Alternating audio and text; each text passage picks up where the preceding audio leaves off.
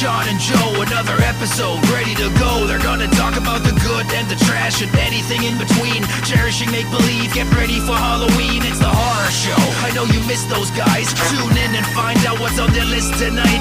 They butcher and dissect, take apart and mutilate. Listen to your two favorite brainiacs communicate. It's the horror show. Hello, everybody, and welcome to the Horror Show, a show that dissects, mutilates, dismembers, and butchers all your favorite and not-so-favorite horror movies and other horror-related events. I'm Sean. I'm Joe. So, Joe I just wanted to say this to Joe, actually, but then I started the show. Joe was like, that's quite a sigh, because I let out this giant sigh. This is like a thing I do, I guess, and I guess it's unsettling to James, because he thinks I'm, like, stressed out, and I'm like, no, I just do that a lot. Like, I just, like, let out giant sighs sometimes. Just, like, fucking exhale. Sean, please just go talk to Tina. Because, like, she'll be sitting there and do the same thing. And I'll be like, what's wrong? Like, what happened? Like, I think she was, like, delivered, like, some terrible news. And she's like, nothing. I'm like, what? What the fuck is that? The most unsettling sigh ever. James, like, is on edge when I sigh. And he's like, are you stressed? And I'm like, no, I'm fine. I'm having a great night. And he's like, oh, well, you should probably stop doing that. Dude, it's fucking alarming. No, it's just my, like, exhale sometimes. Hello, everybody. Happy 300th episode. 300. Let's fucking go. We should have done something special, but, like, I told Joe that 300 was our next episode, a few days before. Like Tuesday? Yeah. And we were both like, and it wasn't like I was like, hey, Joe, remember, it's 300 episodes. It was like, holy shit, Joe. It was like, holy shit. Yeah.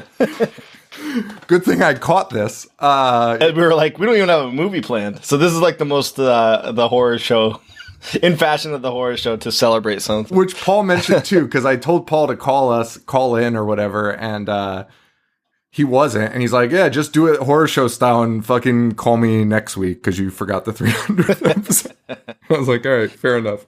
And then he sent us a video that Joe had already posted on his story with the comment that Joe had already posted on his story. As if he was telling us the first time.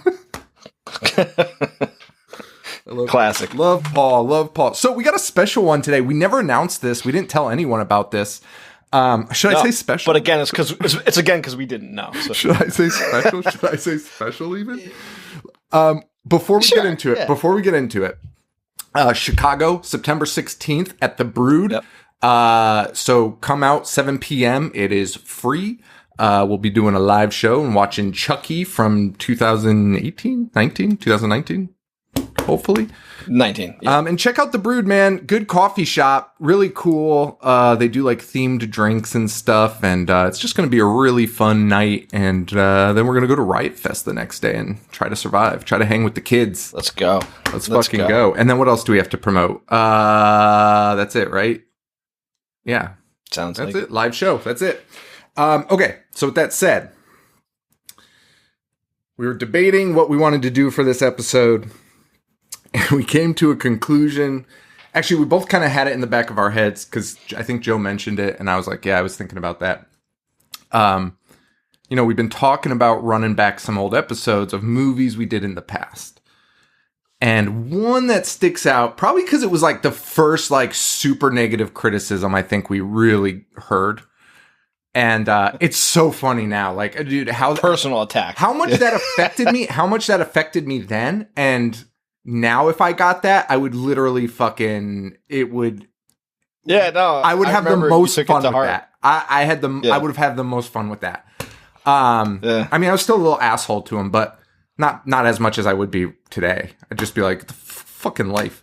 Luz Delato. I hope. Yes. I hope you're listening. Still listening. Stuck around because. Hope he's been hate listening for the last 4 years. I fucking hope so. He tore us apart. And like you said, so oddly enough, we did not plan this, obviously, because we're scrubs, but it's like 6 years to the day releasing this. Like, I was looking at our letterbox. We reviewed it on like the same day that we were watching it. Isn't that weird? This past week, very weird. But yeah, we were still pretty, green, pretty wet behind the ears, and this guy laid into us about how stupid we were and how we didn't like horror. And that guy's a motherfucker, though, and I'll get into it more when we get into the second movie. We're doing 2 movies today, sort of. That motherfucker, that guy's a piece of shit. And I'm going back, dude. I listened to the episode.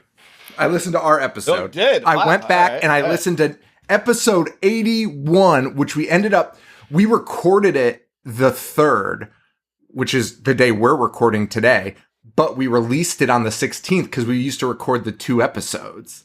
That's right. That's right.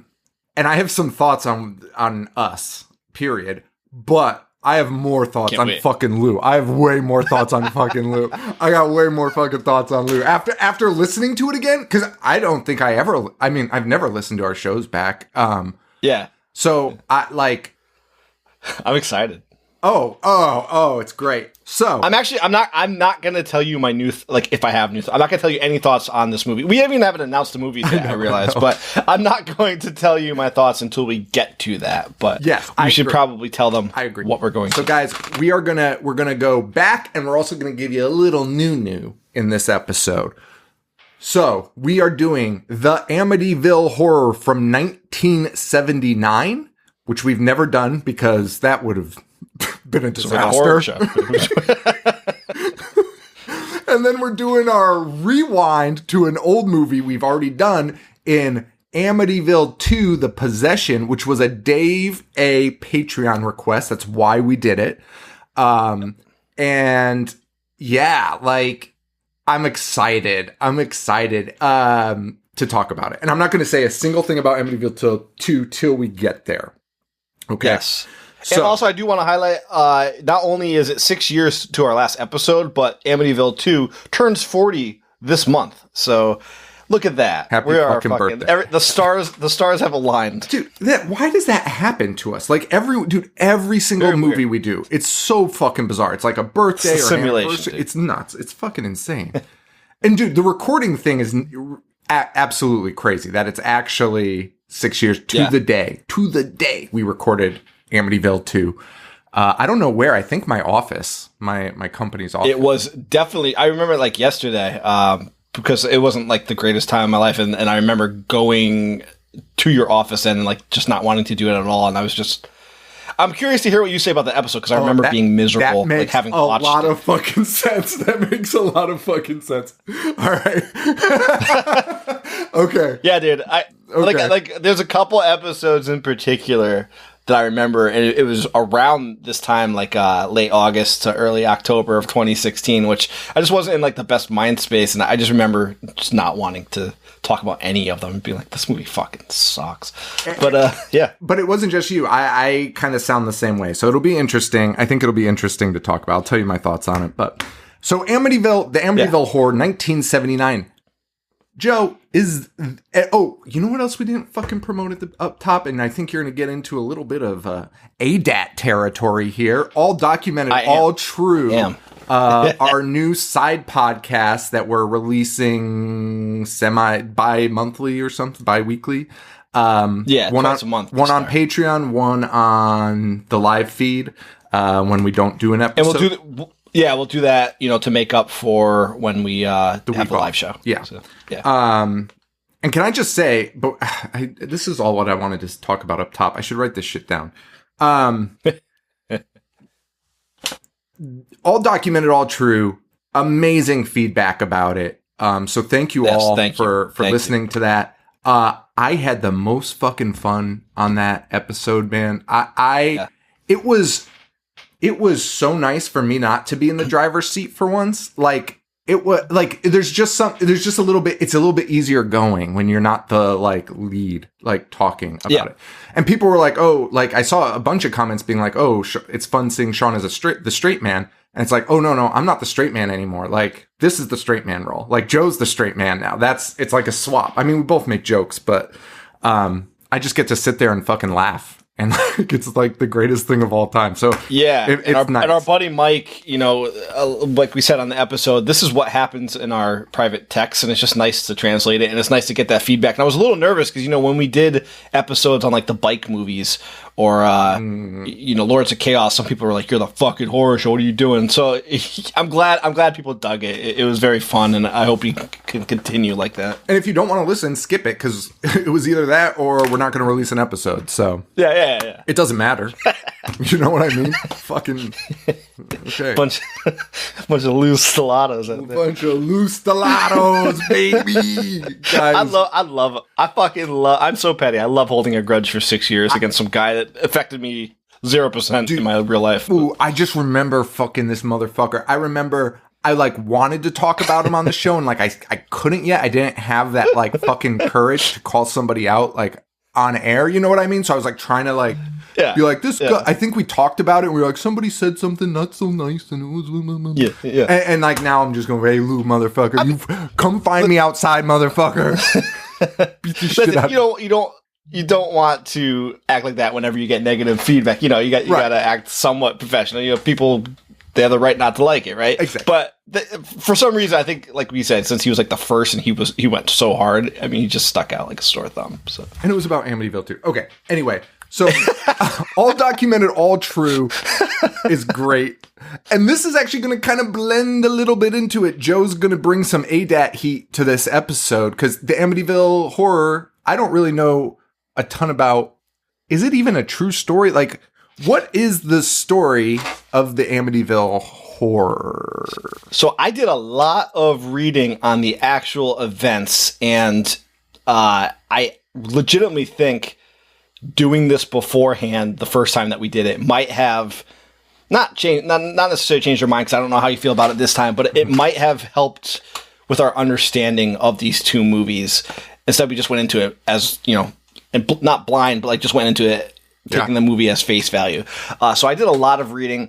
I don't want to be long-winded on this, so I tried to condense it as much as possible. But I do want to start the show with these facts, and then we can go into the movies. Okay. And we don't have to, since we're doing two movies, we don't have to do the movies, scene by scene like we usually do. So, all right.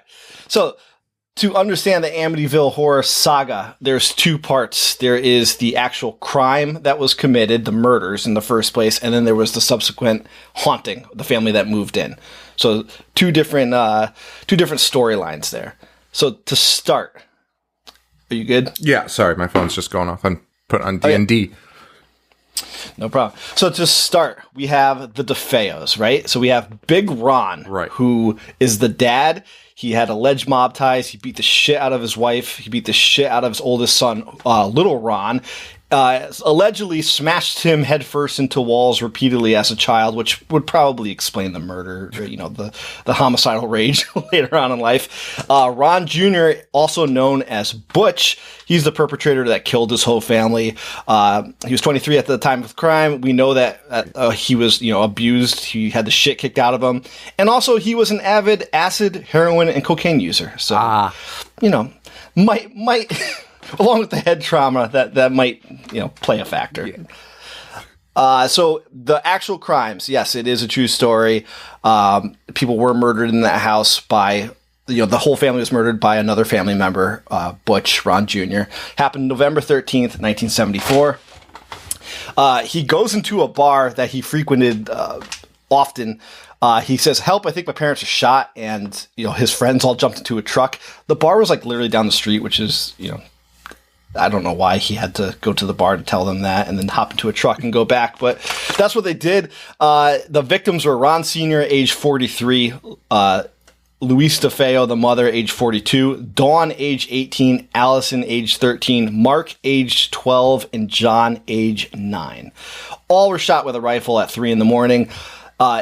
In the folklore of the Amityville Horror, and in the movie, the first one, they really harp on the 3 a.m., and that's because it's the devil's hour. They believe that demons are active at that time because it's a mockery of the Holy Trinity.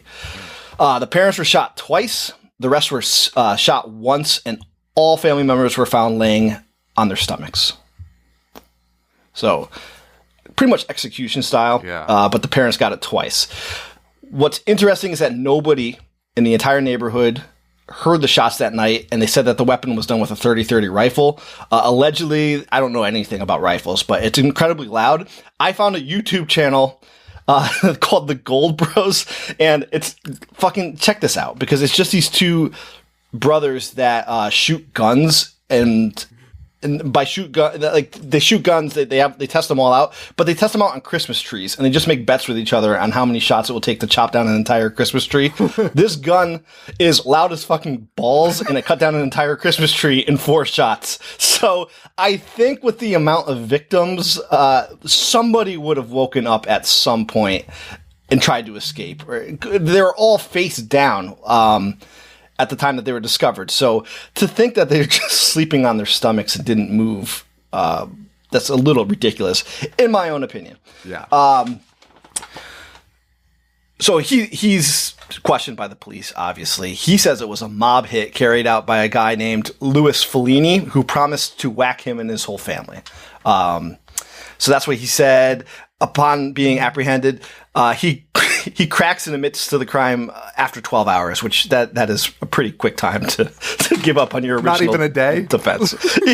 Yeah, 12 hours later, he was watching a war movie called Castle Keep. He said that he heard his family plotting to kill him in the other room, so he went with a self-defense charge, right? Now, keep in mind, he's also tripping balls on acid and using heroin and cocaine, right?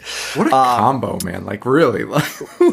A crazy combo, right? All 3 of those, like, really scare me. Like, if I were going to choose, like, I don't do, like, chemical drugs, right? And, like, that's just, like, the 3 ones that I would avoid. Cocaine maybe is the drug that I would, like, maybe consider, not in today's age with, like, fentanyl and shit, but, like, those 3, that's fucking crazy to mix up, man. That's wild. Crazy.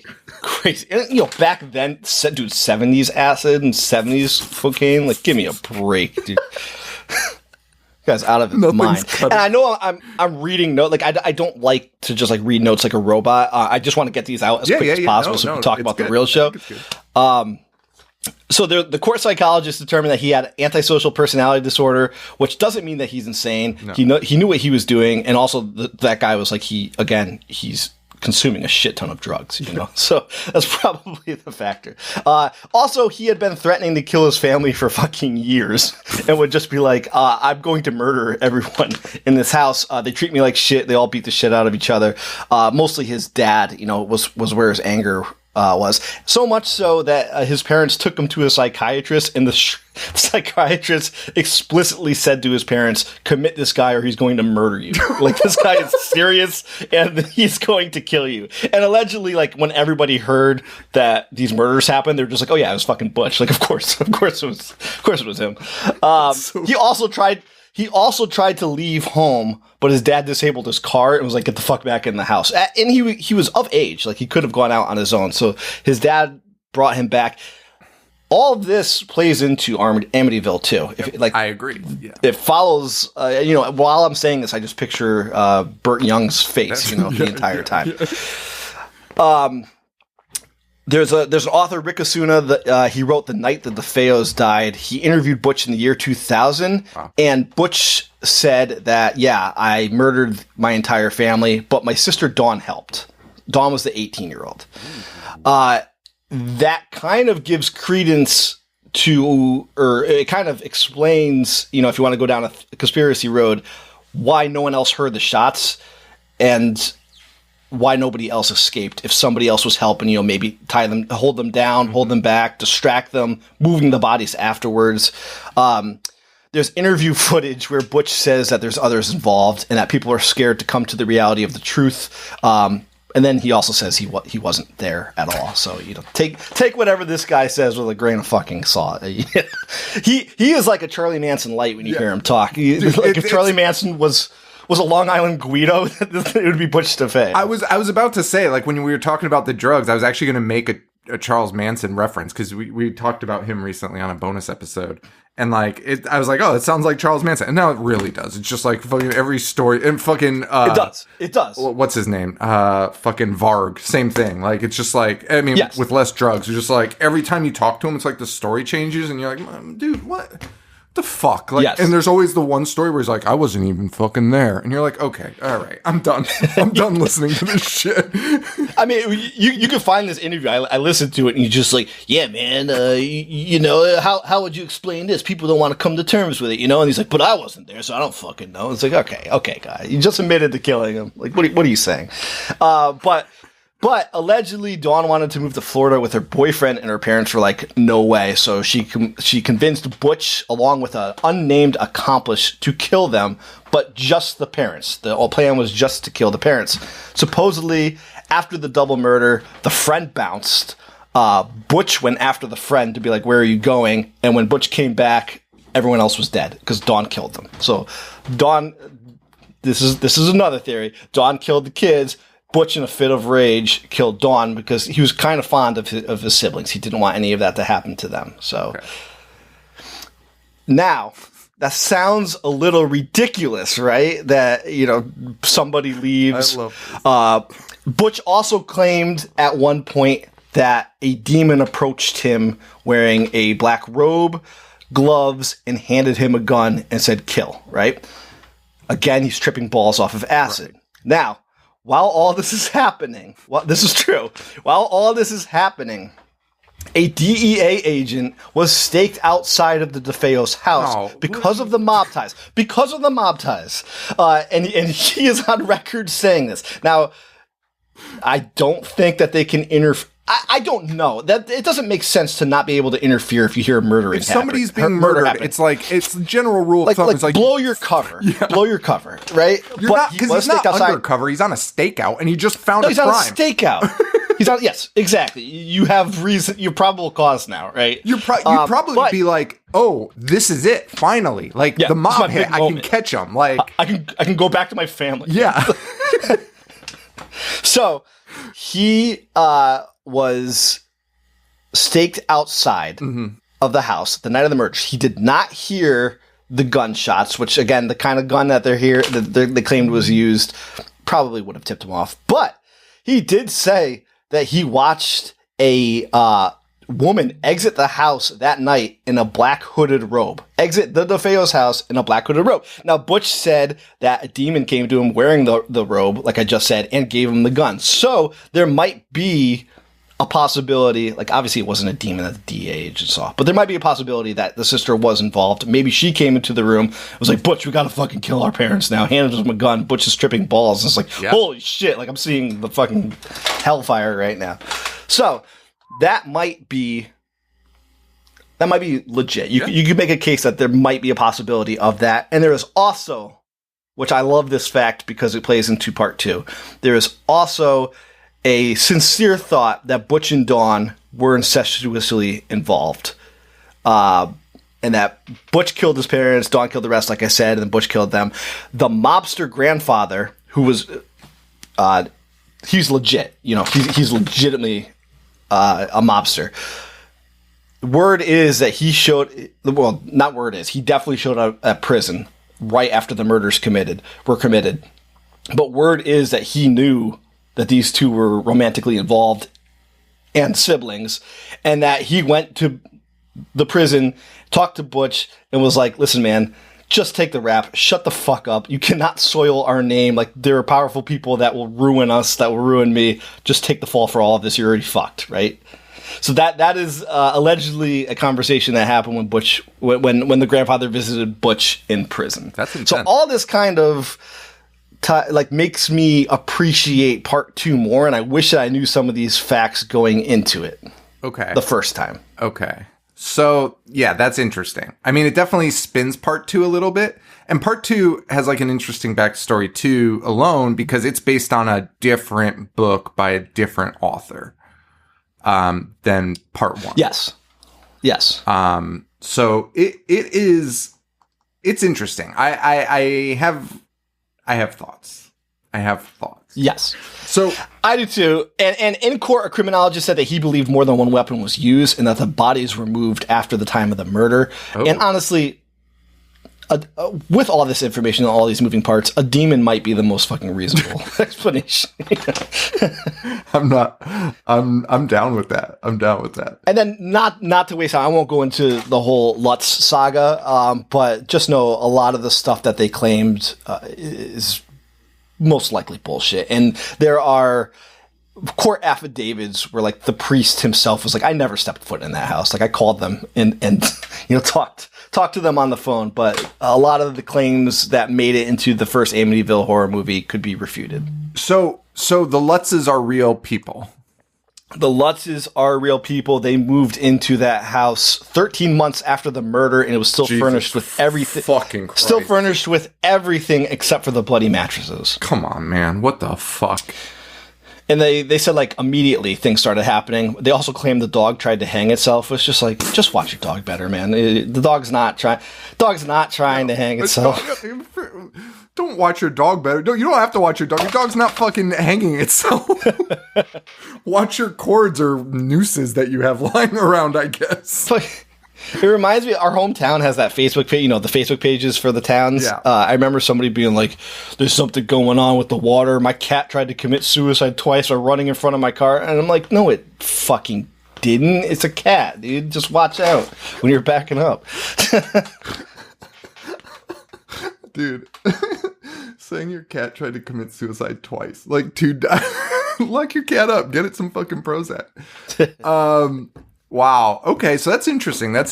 So, the Amityville Horror, a classic, deemed a classic, right? Yes. I was making fun of it, calling a snooze fest when we were talking about it in our chat. You did. I disagree with that. Okay, good.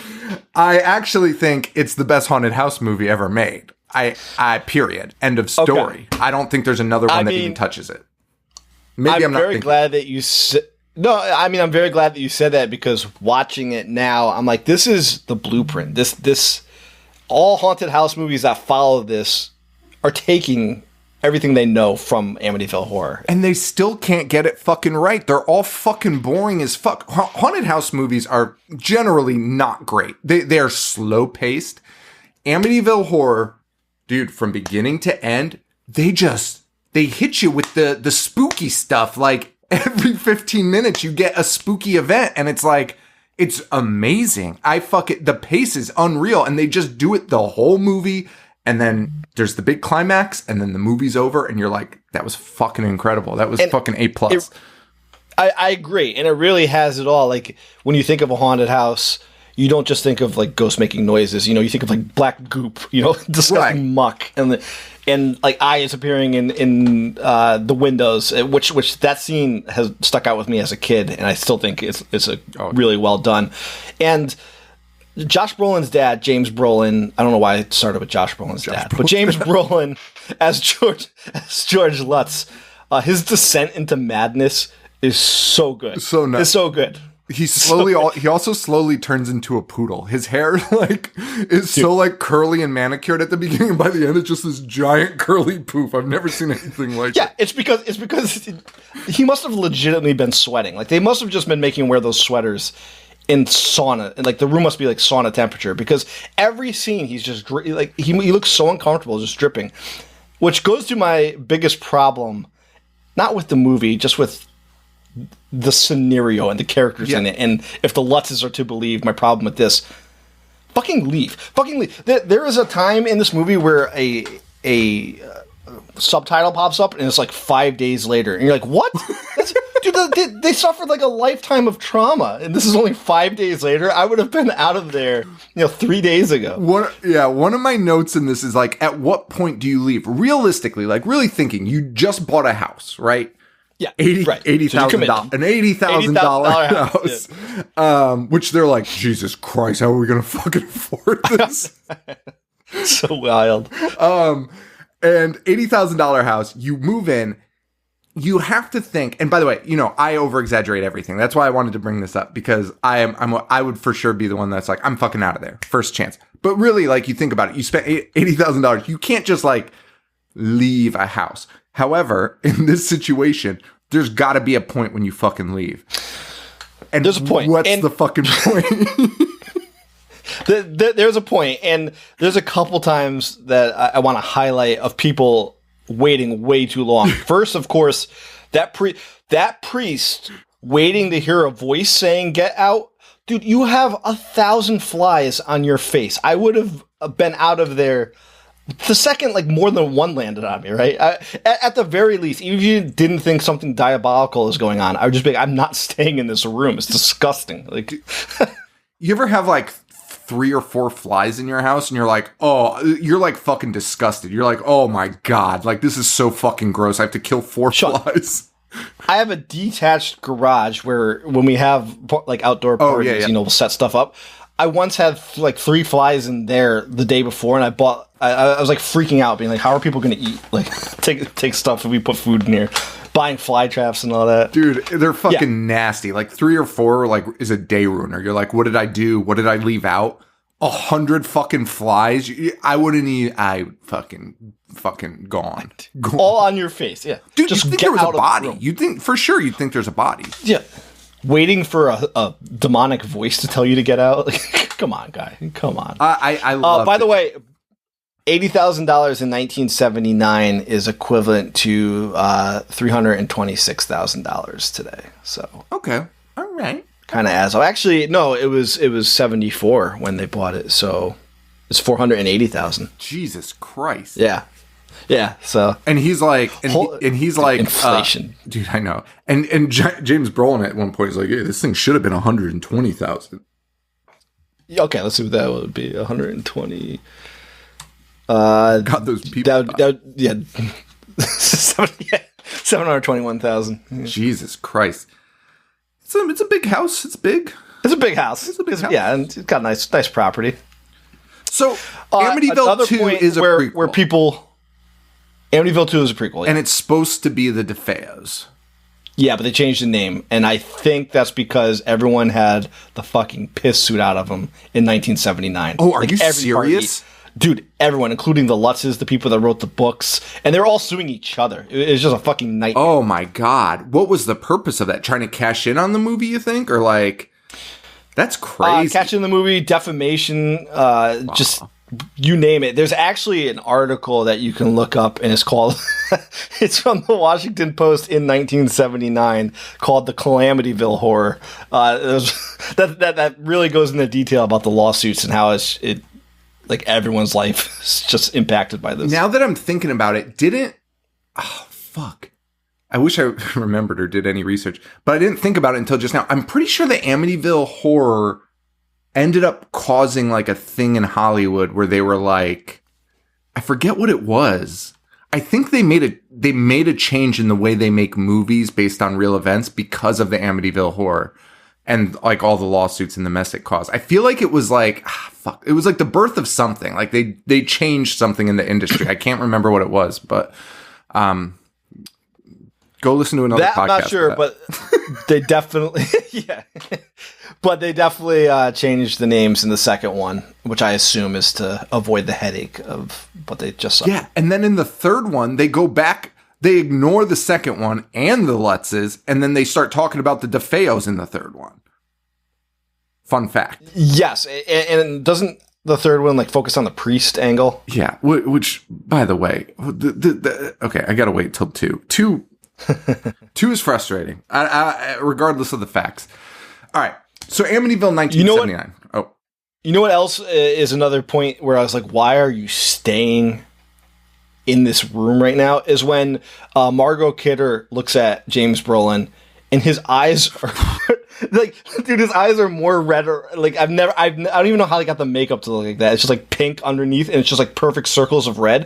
If I saw anybody that looked like that, I'd leave. I would leave. Like even if it was my spouse, like you're either dying and contagious or like you're possessed by a demon. So let me go in the other room and sort this out. The effects in it and like the makeup in it were so realistic, I guess, that I couldn't tell what was an effect and what wasn't, honestly, for most of that movie. Like there was shit where I was like, I think this dude is just, I think this is just what he fucking looks like. And Margot Kidder, I think this is fucking weird. Like it's bizarre. I completely agree with that because they don't really rely on a lot of outlandish, practical effects. Like there are times where James Brolin just looks sleep deprived, which he might have been. Yeah, dude. Like his face, his eye. So, do you have any memories of this movie as a kid? Like, did you ever watch it when you were young, or was it like an older movie? I did, and I think we brought up our buddy Picardi before, who we used to watch movies. I used to watch movies with as a kid all the time. The eyes in the window that Margot Kidder sees always stuck out to me because it scared the shit out of me as a kid. Like, so I know I watched it when I was younger for sure. I probably didn't love it a lot, but what I remember a lot is a lot of Simpsons references and spoofs from this movie. I mean, Treehouse of Horror. They did a Treehouse of Horror, I think, basically dedicated to it. The house that talks to him, and it's like, which I didn't really understand. It's still one of like the creepier ones they ever did, honestly. So there's a lot of that in it, but I feel like it's in other episodes too. But rewatching it today, or yesterday, I was like, oh fuck, like. Almost every scene of this is kind of iconic and has been spoofed at some point. Like for sure, it's kind of crazy. It was really great. And by the way, November 13th, 1974. Is that the actual date when the events took place, or no? November 13th, 1974. That's accurate. Okay, so great timing because this November we are for sure doing Amityville Thanksgiving and Amityville in space. So happy November. We already talked about it on a Patreon episode, but Amityville Thanksgiving appears to have no link to Thanksgiving or turkeys, even though there is a giant turkey on the cover. It's so ridiculous. It's so dumb. It looks like it's an SOV film. So Amityville starts out, you don't actually see the crimes at the beginning of this movie. You just kind of see the first responders coming in and out and just being like, this is a fucking nightmare. And then they'll sporadically show you these graphic scenes throughout the movie, and it's genius. Instead of backlogging you with a fucking backstory and like, again, like everyone just needed. This is the prototype. You just had to follow this. You really did. Like their pacing is great. And they gave you something what was the one we did recently or in this second run? It was a haunted house movie. It was so fucking boring and slow. The Haunting. No, it was one before that. It was like fucking old, man. It was just like, dude, the lights flickered and they're like, holy shit. Burnt Offering. Burnt Offering, which is fucking insane. Amazing name. And then they're like, I think the fridge just turned on by itself. And you're like, what the fuck? And I obviously that came before this, but like this one set it up and they're like, hey, you can hit the crowd with something every fucking 10 minutes and just build up to that end when you're like, it's amazing. And the other thing I really liked, because the second one focuses on a possession angle, which makes sense based on your story that you were talking about. But what I like about the first one is they don't really go into possession. There's never really like there is and there isn't, right? Like there's some moments where there's possession-ish stuff. But overall, you could argue George is being possessed. Well, see, I actually don't think George is being possessed. Where I see the possession is where it's like the priest can't move his hands or like things like that. To me, the family, when they start doing weird shit, it's like out of like being tortured. Like they're being fucking tortured by a ghost. To me, it seems less like possession and more like putting their brain, like scrambling their brains through torture, and like they don't know what's going on. I agree. I mean, you could make the case that George is, but I think I lean more towards you. Like it's just a descent into madness. Yeah. Like they are just being pushed to the absolute brink of insanity. Because because think about it, like if this shit was happening in your house, and again, we talked about, you mentioned it before, it's like when you would leave, right? And like realistically, you'd stay for a while, but you'd have to be in your brain too, be like, that is illogical. You have to like, right. Because you're about to leave an $80,000 house behind that you just bought. So like, you can't just be like, okay, I'm out of here. You're like, okay, like how do I fucking explain this? Like, You have to make sense of it. it would make you crazy just thinking about it, let alone losing sleep and like the anxiety and all that shit. Dude, imagine, it's a great point, because imagine telling like family or like your real estate agent, like, I can't live here because I'm seeing myself I'm seeing myself my own face floating in the crawl space. Like, go get help. Yes. You don't need to sell the house. You can't go get talk help. to anyone. Yeah. You couldn't even talk to your wife, really. I mean, eventually you'd probably be like, hey man, like, are you seeing shit too? Like, so eventually you'd get drunk enough with them one day to be like, we live in a haunted house, right?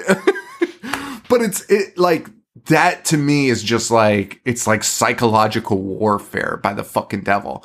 Or whatever we're supposed to believe is the Amityville. But like, that's fucking cool, man. Like, I really dug that about this. Like, James, like, not totally possessed, but just like out of his fucking gourd. Like, out of his fucking gourd. And there's definitely points where he's like, I don't know what's going on. But like, to me, it's like scrambled brains again. Like, it's just like, I don't know.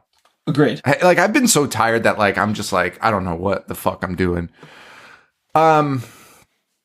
So the Lutzes move in, everyone's happy. And spooky shit happens right away. You got the priest, you got the kid falling down the stairs. Yep.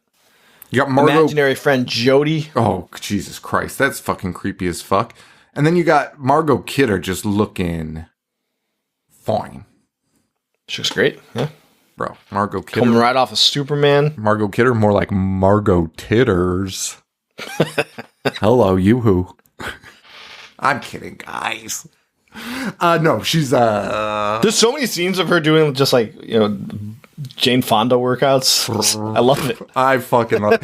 And dude, are James Brolin and Margot Kidder the fucking hottest movie couple ever? Bro. Yo, for the 70s? For the 70s, dude, they are fucking, dude, when they fuck, they're like making love. They're making love. They don't fuck. James Brolin makes love to Margot Kidder. It's fucking beautiful. Margot Kidder is the sweetest. And unlike 2, its predecessor, dude, Burt Young making love to that. So you made a fucking joke. I'm going to talk about it when we get there about Burt Young. That was fucking killer. And like, neither of us fucking laughed at it. We were just like, and I was like, dude, that's the funniest fucking thing I've ever heard in my life. But these two are just fucking, they are sexy as hell. But the difference to me is, these people are all likable in this fucking movie. And, it takes them a while to start behaving oddly. Actually, it doesn't even take them a while. James Brolin starts acting weird at the beginning, but it's a steady ramp up, right? And once they enter the house.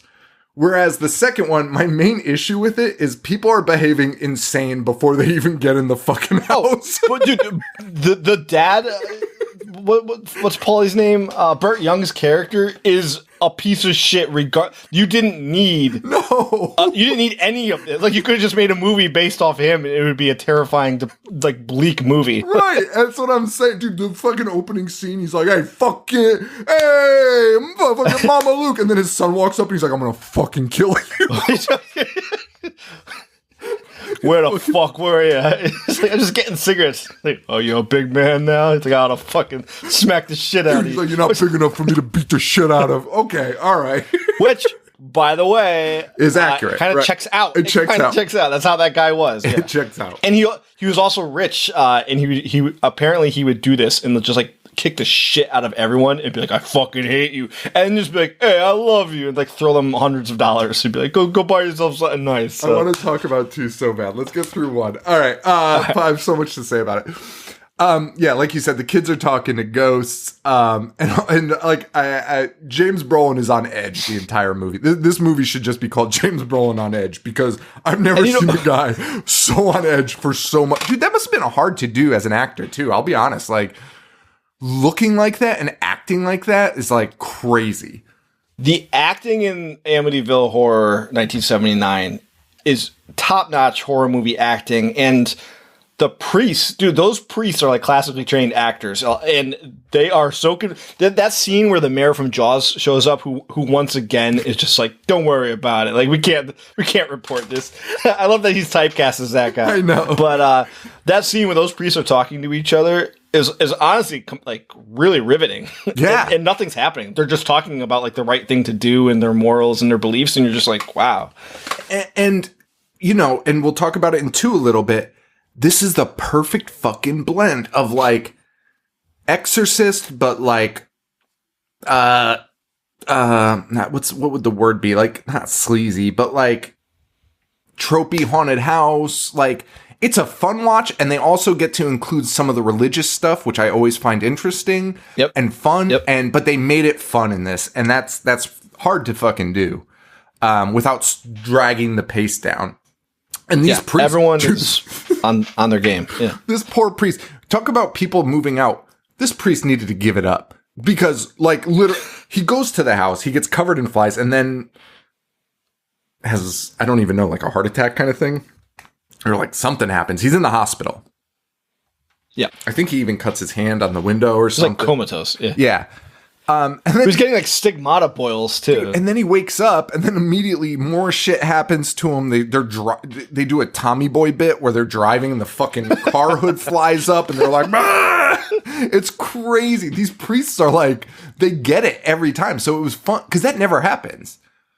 The priests are always like they do have the one but it's like supposed to build up to like the priest getting hurt, and you're like, oh my God. But in this one, it's just like, dude, this priest takes lick after dude goes blind. Immediately. Yeah. He's being targeted. Yeah, he goes blind. Yeah. Fucking insane. I loved that.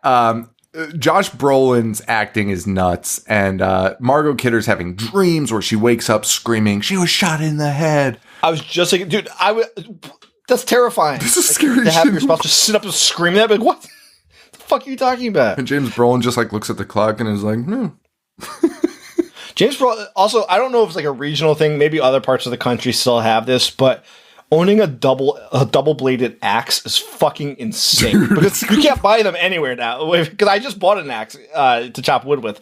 You have the blunt side, which makes fucking sense. How many people split their head open using a double-edged axe? And for what reason would you need that? I don't understand. It's actually more work, right? Like, it was so much more work to make that blade. Like, you just make one blade, fucking throw it on a piece of wood. Yeah, it's fucking nuts. And he also, like, Brolin, I feel like Brolin is just like the manliest dude in the world, which makes sense with his kid too, because his kid's kind of the same way. But like, there's a scene. Okay, this is one of the things where I was like, is this an effect? James Brolin puts a log on the fire. I have never seen somebody leave their hands in a fireplace with fire for so long. He's like trying to mush the wood down. He's like he has a log in his hands, and he puts his whole arms in the fire and is like trying to get it in a right spot. And I was like, and you see the flames. And I'm like, that's not an effect. Why would they make an effect to do that scene? Like this, it's not a big budget movie. Like James Brolin was probably like, I'm just going to fucking put my hands in the fire. They were like, James, can you put a log on the fire? And he's like, yeah, sure. And they were probably like, what the fuck are you doing? Like, why are your hands in the fire? So, Dude, it was crazy. It was like one of the craziest scenes. It's in there for so long. On the 6th day, Satan tries to kill the priest with the Tommy Boy gag. And then James Brolin has lost it. And is it his brother's wedding or is it a friend's? He's the best man of the wedding, regardless. But I think it's his like young brother's wedding. I don't remember the relation. But anyway, he's doing a wedding with this person. He's the best man, and the kid is like, I lost my money. And James Brolin is acting so weird. I actually thought he might have stolen it or something. I did not. Maybe I missed something. I don't know if he like threw it in the fire or something, but I don't think he did. And I only want to talk about this because like James Brolin's like, I'll pay for it, like until you find it, because it couldn't have gotten far. And the kid's like, oh, thank God. And at the wedding, fucking the caterer goes to Brolin and is like, where's your cash? And Brolin's like, I'm going to give you a fucking check. And the guy's like, I only accept cash. And he's like, then you're going to eat all your fucking food yourself. And I was like, bro, I feel like that was not even in the script. I feel like they just said somebody walk up to Brolin and ask him for cash. Dude, that was like dead face. And I was like, fuck yeah, dude. Like, if we're supposed to believe this is Angry Brolin, I would have had the same fucking reaction. Go eat the fucking food yourself. You brought it here. What are you going to do? Fucking pack it up, you fucking idiot. Yeah. But during this, a babysitter is watching the kids, gets locked in the fucking closet, lights go out, screaming. The parents come home, and the daughter is like, I forget, what's the name? Judy? Is Judy the name of the... Jody is the imaginary friend. Jody's the imaginary friend. And keep in mind, these are just stepkids to George. They're not his real children. Right. There's stepkids. And you know, she's like, Jody wouldn't let me fucking let her out. And it's like, oh, that's fucking creepy. Creepy weep. And I highlight the stepkids here because I love this particular scene because George is finally... Because in the beginning, he's like, I wish they would stop calling me Mr. Lutz, or I wish they would stop calling me George. And this time, so he's trying to like win them over, you know, and this time he's just like, what the fuck? He's like, your kids are out of control. Yeah. Like, it just completely loses his mind, and the kids are like, oh, George yelled at me. And it's like, it's to me, it's like the turning point of him just completely losing his shit. For sure. And again, like, these characters and their story are so likable, and it's what draws you into this idea, the Amityville idea, right? Like, it's like, fuck, like, this was a perfect family. And not even perfect, right? Like, not even perfect, right? Because it's the stepkids and George trying to impress them and all that. And so it's not a perfect family. They don't have the money for the house, but they're trying to get a house for their family. Yeah, it's like an all-American tale. It's an all-American tale. And so you get fucking sucked into this, and you're just like, that is fucking crazy. And so, like, the descent of George is, like, really, like, a bummer. It's sad to watch George. It is a bummer. It's fucking sad to watch George turn into this, because you're like, you're rooting for this family from the get-go. And there's so many times where he is like completely unhinged, but then has a moment of clarity, and you're just like, "What am I doing?" And it really impacts me every time he does that. It really does. I agree with you on that. I fucking loved it. I also loved like that wedding in 1979. Like, I wish weddings would go back to that instead of these like giant elaborate fucking things. Like, dude, all they had was like a fucking caterer, and everyone was like dressed like shit, and like, everyone was just out there for the wedding to have a good time. I was like, fuck, we gotta go back to that. What it's for. Yeah. Brolin went with the flu. He's like, it's fine. Imagine doing that to my dad. Oh my! Showing up at my wedding with the flu. I actually want to talk about your dad in Amityville too, because it could go. I knew you would. Well, so it's funny because we don't talk about him in the first one.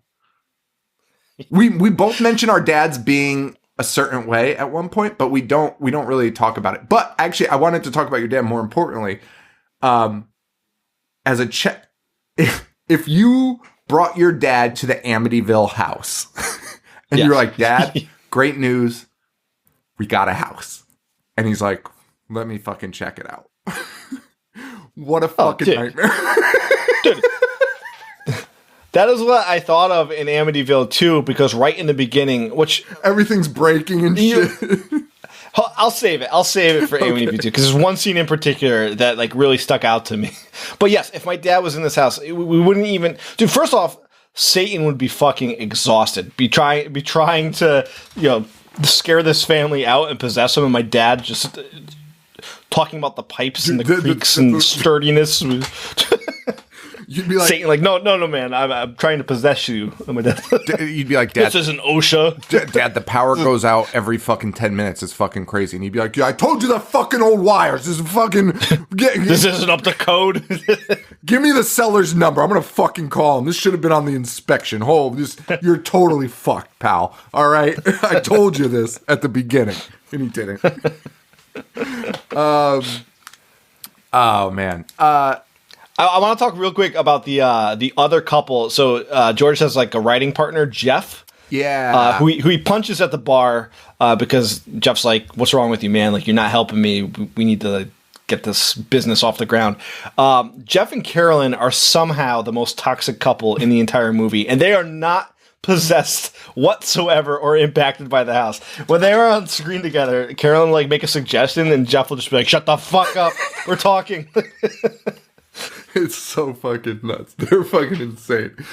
And also, I think the point where I would move out of the house is when the door just blows off the fucking hinges. That's the moment for me. Yeah. I'd be like, you know what? I'm good. I feel like that doesn't happen. That's not a thing. That's not a fucking thing ever in the history of the world. Dude blows like the fucking like, what do you call it? It's not molding, but like the door frame, like it fucking rips it explodes. The front door explodes. It's fucking insane. They're like, oh, gee golly. Yep. But gag after gag, man, I fucking love it. It's the first haunted house call. And George Lutz in real life claimed that those things were happening, that they saw black ooze, that they saw doors and cabinets opening. All of the neighbors were like, we can hear everything in this neighborhood. We never heard like so much as a door slam. And people bought the house immediately after the Lutzes moved out, and they're like, yeah, everything was pristine. There was no evidence that anything was ever slammed once. So, you know, and take that for what it is. And Margot Kidder's nightmares are getting more crazy, more vivid. There's one with like a bloody kid and an axe, and it's like, ooh, that is so fucking intense for 79. I was impressed. Yeah. And then Brolin almost kills his wife with an axe. Yeah. Comes to his senses. It comes to his senses right in the nick of time, and kind of snaps out of it, but just in time to watch the walls start bleeding. Like blood everywhere. Not just a little. Blood is just pouring out of the fucking house. It's insane. It's insane. Yeah. Sam Raimi must have loved this movie. I agree because with that. Evil Dead 2, especially Evil Dead 2, when Ash is just completely losing his mind and the deer's talking, it just gave me really big Amityville vibes. That's a good point. I think that's true. And the house just starts exploding on itself. The family is able to get out, and then the kids are like, "Can you go get the dog?" Which no, sorry. Harry's staying. The devil has Harry now. Sorry, kids. He already tried to kill himself. Yeah. Dog keeps running in front of the car because he's drinking this fucking water in Amityville. But yeah, no. And George goes and gets him and swims through ooze, and yeah, it is fucking great. And then it ends. Great score too. Oh, great score for Amityville. Did it win? It was nominated for an Academy Award for the score. Yeah, that's awesome. And they end up getting away in the car, and you get this title screen at the end where it says the Lutzes never reclaimed their home or their belongings and moved to another state.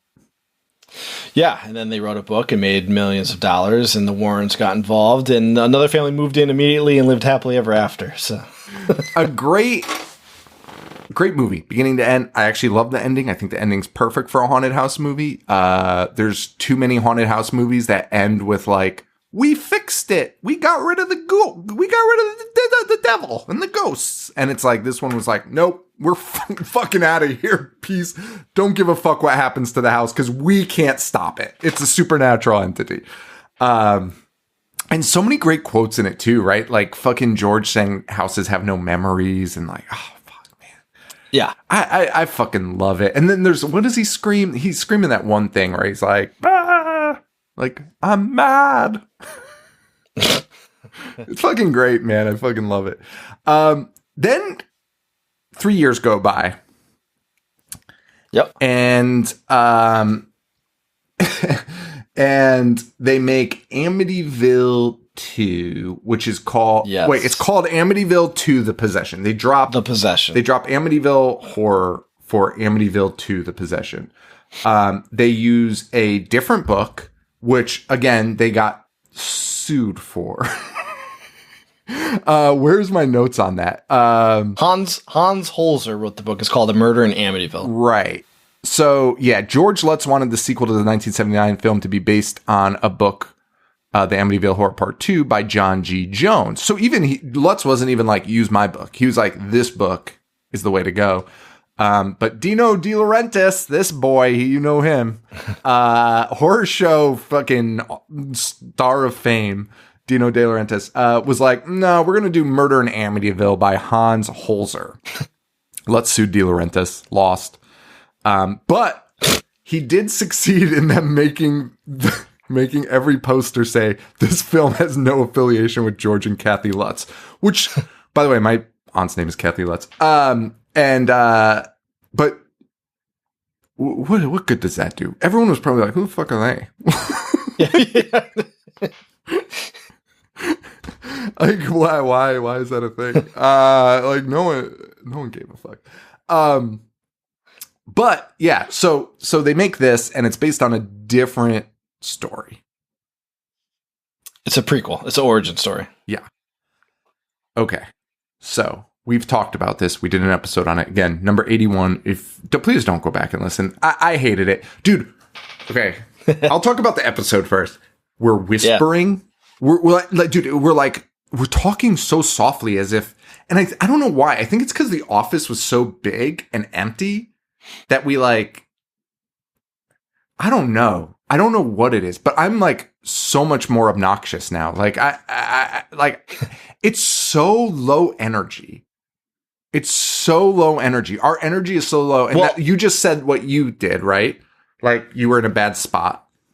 Yeah, and it was the second episode we recorded that night. Joe, I think that was honestly why we were so fucking miserable and why we hated these movies.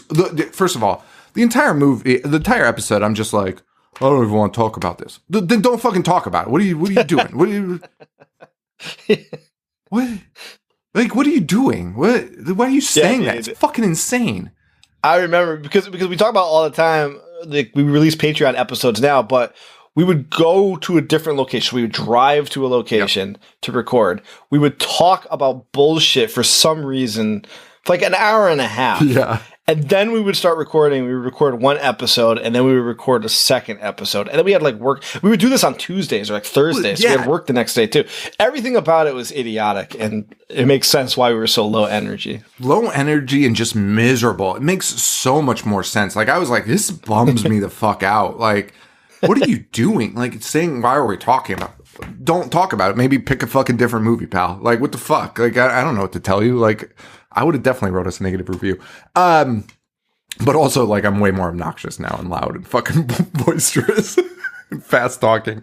We're just, like, super mellow, super chill. And I also think we were low energy because we were trying to find our footing, too. Like, there was a little bit of, like, overthought in what we were saying, I think. Which is funny because we're like not prepared. No, would talk about it. No, and it's so weird. And we didn't drink. We were so like stiff, you know. And we were on a network, and like, I think part of it too was like talking about like rape and incest, like, yeah, and also trying to. I do remember honing in on that, yeah, because we were like, ooh, but like, I don't know, it just wasn't great. It just wasn't great. But it's not a bad episode. Like, it's not a bad episode for sure. Like, it annoyed me, but it wasn't a bad episode. Like, to me, I think Luz Delato is a fucking asshole because, like, we give the movie some props. The shit we make fun of deserves it. It's fucking insane. Like, and by the way, we start off with a list of like 18 critics that were like, this is the worst movie I've ever seen in my fucking life. And so, like, Lou, why don't you write to fucking Ebert, who was like, I would never watch this ever fucking again, ever, if you paid me. Like, we're not the only ones. We open up with that. We're like, this is what this guy said. And they're all like, I wish I was dead. Every single one is a brutal review of it. And I don't think we were. Like, I think we were just like, what the fuck is this? Like, but watching Amityville 1 and then 2, I guess made it a little worse.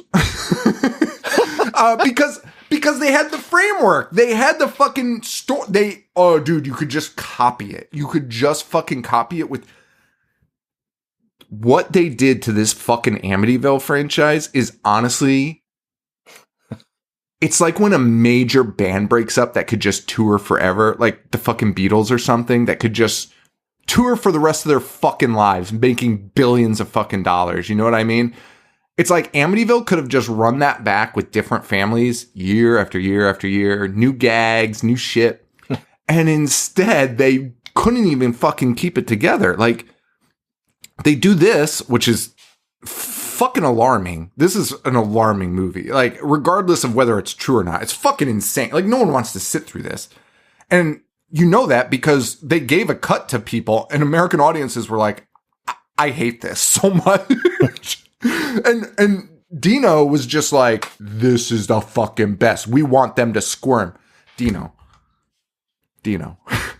you have the fucking blueprint. 3 years ago, you have the blueprint and the audience squirmed for that, right?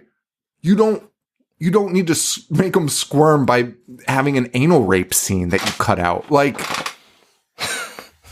are you aware of this? Like, we talked about it on the show, but like, having an anal rape scene, why would you even, and what makes you think it's going to pass anything?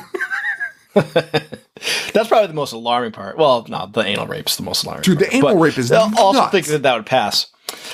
Now, I have a completely different take. I don't want to say I loved it. That's fucking... I like it so much more, dude. So much more. First off, knowing the backstory and the alleged incest relationship, dude, I appreciate it more.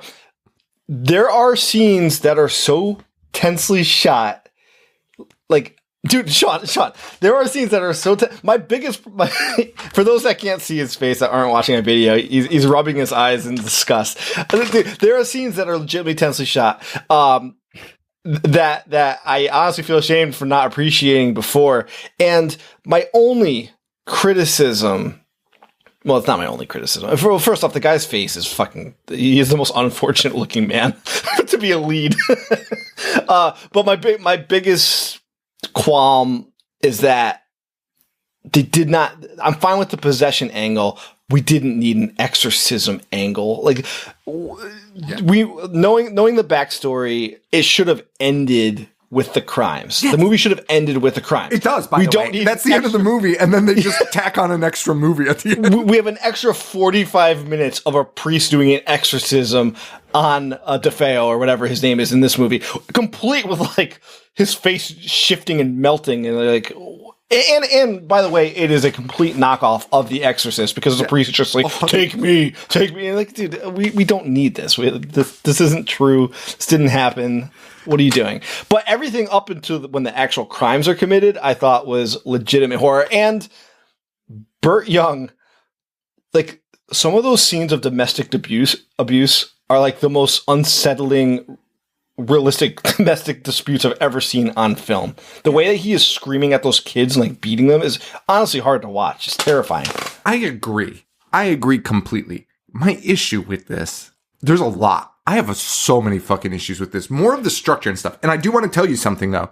In that episode that we did, you actually did point out that you liked a lot of the shots. You liked a lot of the tense shots. Oh, nice. You actually did say that. I know. It's not, dude, it's not even a bad episode. Like, I was shocked. Like, I was like, this makes sense. Like, this is good. And the only thing you were like was, you said that you and Amato liked this in high school. In high school, yeah. And then you were like, I think we were wrong because we were just getting high. We were high school kids, like, smoking weed. Like, that's insane. This movie's not that good.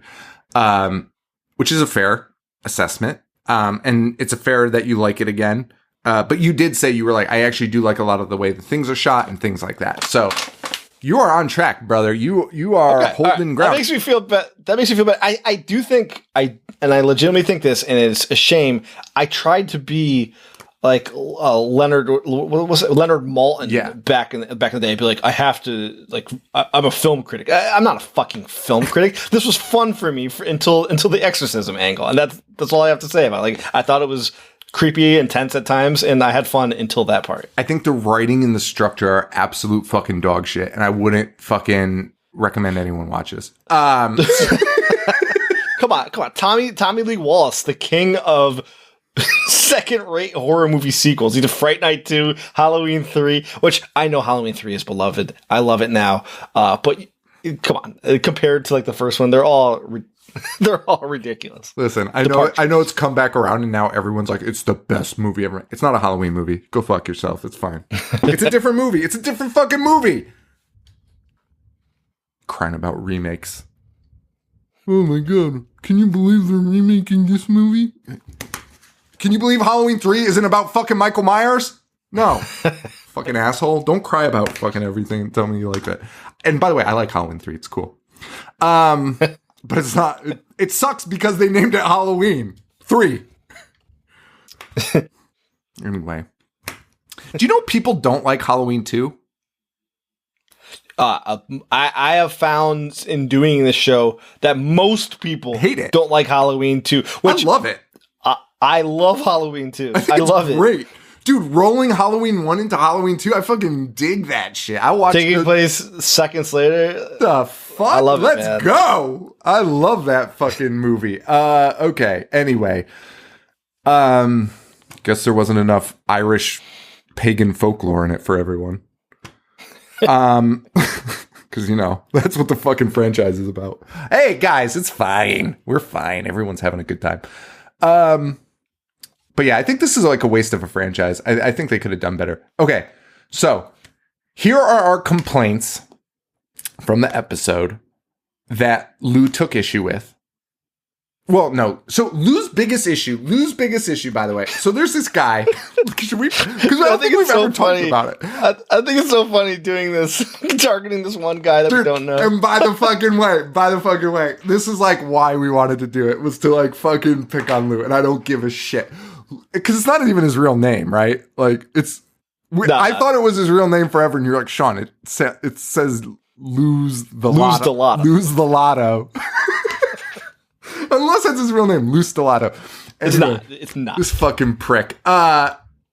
His biggest issue, and he said it in the fucking message, and I'll never forget it, was he said, you guys like big budget horror movies, and you don't appreciate these low budget movies, and blah, blah, blah. And he also said something where it was like, it was fucking crazy. He made some claim where it was like, this is like, your episode is fucking stressing me out or something. Because I made a claim that like, I was like, you need to go fucking seek therapy if this episode is affecting you this much. Yeah, I remember you saying that. You should probably fucking honestly go to therapy. Like, that's not a good reaction to people not liking Amityville 2.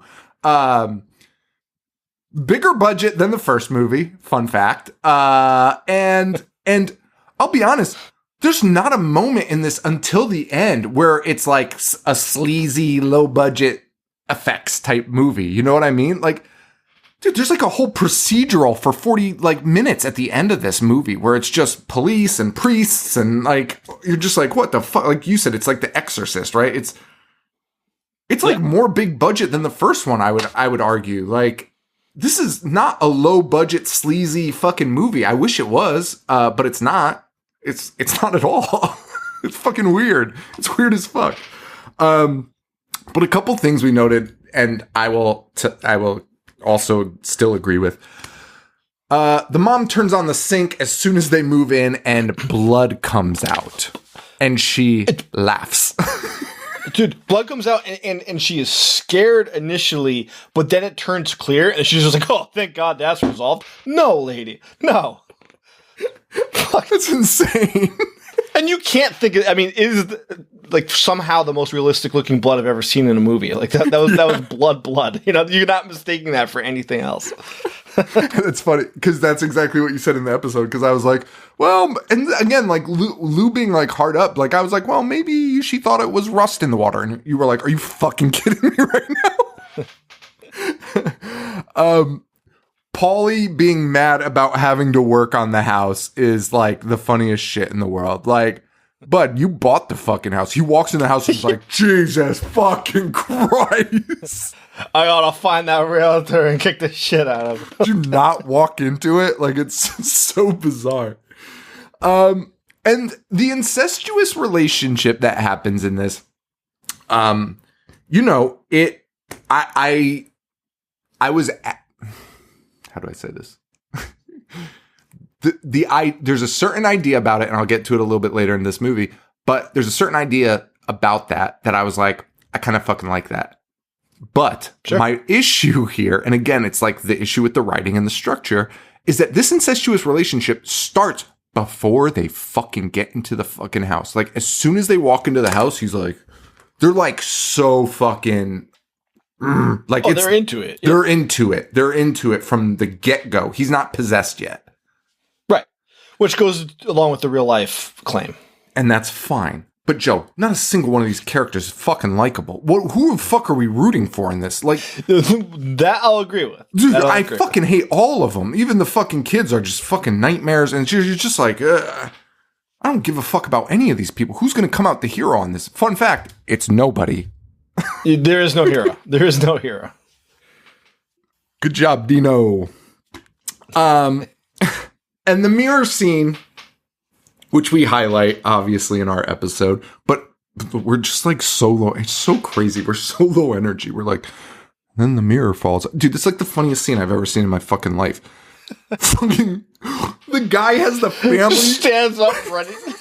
The guy has the family around him as he's mounting the mirror, and he's like, take a look at this beautiful fucking family.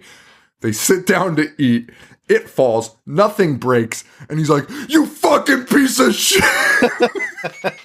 Stands up to take his like belt off. And the girls immediately scream like, hey, do it. Dude, everyone's You leave him alone. The boy's like, it wasn't me. How could I do it? You hung it. And like, the kids are like, ah. And by the way, you know that Adam Sandler skit, the Sammy one? That's what that family is like at all points. Like, shut the fuck up, Sammy. Yes, dude, it's exactly like that. And it's literally as soon as the mirror hits the table and he's like, you fucking piece of shit. Dude, his exact words are like, it's not even like, dude, he immediately is like, I knew you fucking did this. It's like, he hasn't even thought about it. He hasn't even fucking thought about it. Reacted to an enormous mirror falling. There has to be some, reaction time to be like, wow. Dude, it was almost like, there's a couple scenes in it where I'm like, this is actually like fucking funny. Like, this is actually like a comedy scene. Like, and that's one of them because like, dude, he's so dramatic as he's hanging it up and he's like, take a look at that. And somebody's like, what a happy family. And then they sit down and erupt into screaming. They don't make it 10 seconds into dinner. And I'm like, that's the funniest shit I've ever seen in my life, actually. Like, that's funny. That could have lightened the mood in that movie, but it's dead fucking serious. No. And again, there's nothing light about Burt Young's character. And that's the thing, right? Like, that's what's kind of like drains the fucking blood out of the movie to me is like, he was abusive, like we said, from moment one. Like, they pull up to the fucking house and he's like, hey, kids, stay away from the fucking water. And you're like, oh, fuck. And then he tries to beat the shit out of his oldest son. And you're like, okay. Dude, his oldest son pulls a gun on him within, like, the first 15 minutes. And has his finger on the trigger and it's cocked. Dude, and he's ready to commit patricide. And compare that to fucking George and Kathy Lutz, who show up and are like, George is like, I want to care for your kids and I hope they love me enough to stop calling me George. Yeah. Right? And they're like, thank God we found this house for so cheap. And in this one, he's like, you fucking mutts, get in the fucking house. I fucking hate all of you. It was nuts. It was nuts. But I do think... Dude, one of my favorite early shots, speaking of comedy, they move in and it shows like the moving truck. They hired movers. And there is one mover who does not appear in any other scene, but for some reason he has a hand cart with boxes on it and he looks up to the windows and he has like the biggest frown and the camera is still on his face and he's just shaking his head in disgust, being like, my God. But he sees nothing. He never comes back into play. It's so fucking weird. So the last time we watched this, we didn't watch one in advance of it, or I didn't at least. Yep. I haven't watched the first one in years and years, since I was young. So I can see these characters and their erratic behavior kind of trying to do Brolin a little bit. Mm-hmm. But like the problem again was like, I mean, I guess the true story that you told like kind of changes it, but like, again, like it was just like they were so abusive and awful, like from the jump that you're just like, what jump? Yeah. What's the fucking devil and what isn't? Like, this is fucking crazy. And like, does this kid really need the devil to try and shoot his fucking dad? Not really. No, he doesn't. Like, that's the thing, doesn't. Right? So using the real story almost like handicaps this movie a little bit because it's like they're trying to make it extraterrestrial or not extraterrestrial, supernatural, paranormal. But like, there's so much real trauma in this family that it's just like, this was going to happen regardless if the devil lived in the house. Yes. Dude, remake this movie and make the devil watching being like, whoa, oh, whoa. Like, this dude is fucking bad. Like, I thought I was bad. Nuts. This fucking guy's bonkers. And he's just watching, eating popcorn, being like, I don't need to get involved in this at all. Like, this is, go ahead. This dude thinks he's talking to me. He's talking to his sister in a fucking hooded sweatshirt. Motherfucker thinks I'm talking to him. What? This guy's on so many drugs right now. It's like, it's so nuts. And I think that like takes away from it. And I think also it takes away from it is some of the stuff that like the family accuses the children of doing, like dishonor thy father written in like beautiful cursive. Yes. And a 6-year-old like, you fucking idiot piece of shit. Why'd you do that? Dude, there's no... I mean, the amount of time that they would have had to like ruin those two from the time that they were in there, and there's a window that's open, so there's evidence of like a break-in. Bert immediately just takes off his belt. He's like, "You motherfuckers, you dirty fucking dicks!" And like the mom fucking scratches him. It is intense, man. It's like, dude, it's exhausting. So that scene is when the gun gets pulled on him, and that is like the most brutal domestic dispute I've seen in a film, right? Yes, for sure. He's hitting kids, he hits the wife is like, I'll fucking kill you, jumps on him, she gets the shit kicked out of her again. And the son, twice. The son is ready to kill him, and then immediately the next scene, which I'm honestly not making fun of this, because that is how people in like abusive relationships react. The next scene, she has her arms, she's like embracing Burt Young and being like I don't know what's gotten into me. Yeah. Like, I don't know what happened to us. Like, I'm so happy we're here. And it's honestly like tough to watch that. I agree completely. And again, it's not following like a good movie structure though. Like, it's great that's real. It's not fun. It's not fun. Like, it's not fun. Like, this isn't a haunted house movie. This is a bleak movie. This is an abuse movie. Like, this is fucking crazy. Like, this is fucking mental. But I do like even up to this point, we have the like legitimate psychopaths in this family that have no need for the supernatural to affect them at all. But we do get like demon POV multiple times, And I like that, dude. I think it adds to the tenseness. Yeah. So I know you don't agree with me, but I think the tenseness of this toxic fucking family paired with like the demon, the entities that are in the house, just made it really tense up to the finale of that saga. I just think it could have been done so much better. Like, sure, I think these elements. I mean, they hired an Italian director. Did anyone even know what this guy was saying? Like on the set, every other movie is in Italian. This is like his only English movie. It's like the Troll 2 of the Amityvilles. Like, if this was just tweaked, like, it's a great movie and there's great things. I'll talk about the incest thing. Let's talk about the incest thing. So wait, I'm sorry. Can I talk about when they moved in? She makes that guy go, or that guy. She doesn't make him. This guy discovers a crawl space.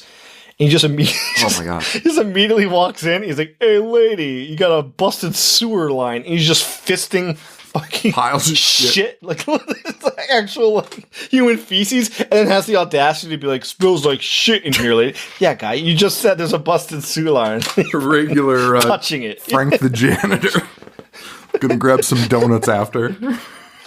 And they tried to like emulate the pre-scene with the flies on the face, but this guy's just literally having poop fucking dripping on his head and just standing there being like, I know what would make the fly scene better. Poop. You know what? They were fucking right. Yeah. And so the incest angle. Okay. I don't want to beat a dead horse. We talked about it, but it's insane because it starts from moment one, which could be true. Just being like, I'm not your type. Yeah. But then when they actually do the incest angle, like for sure, like he goes demon mode and then is like, take off your fucking top. Yeah. Listen, I understand that there is you could look at this as a realistic point of view and be like, he's an older brother. He has control over her, et cetera, et cetera. I'm down with that. But the way they acted it and like the dialogue in it is just, it makes it seem 1000% consensual.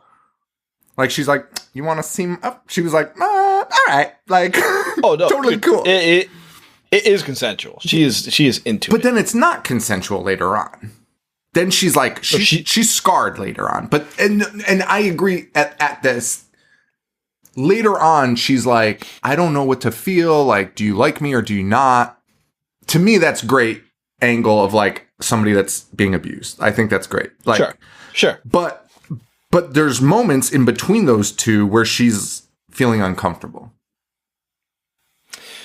Yeah, I think the reality of what she just did is setting in. Yeah. Now, what I do like about this idea in the story, and again, would be super fucking effective if they weren't just fucking from like moment one to now, is she goes to confession after they have sex. And she says that she had sex with a friend, not her brother.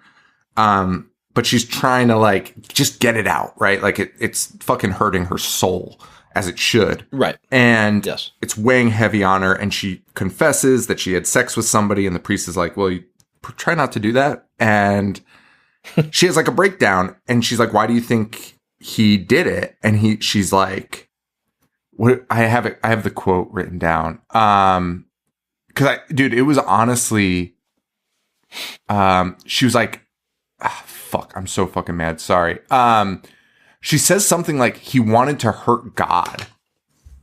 Yes, that's what she says. Yes, So yeah, it's to hurt God. And I was like, okay, now, had this relationship been 100% the devil doing this, that's fucking brilliant. Right? The devil making you do the like most disgusting fucking shit to fucking hurt God. I fucking think that's fucking deep cut. Like, I'm like, that, I love that. But the fact that like this dude was already like, hey baby, like from moment one before he was, you can still make the case though that the devil pushed him. Like maybe it would have just been like awkward, creepy, flirting, but now that they're in the house, the devil's like, you're going to do this abominable act. Yeah.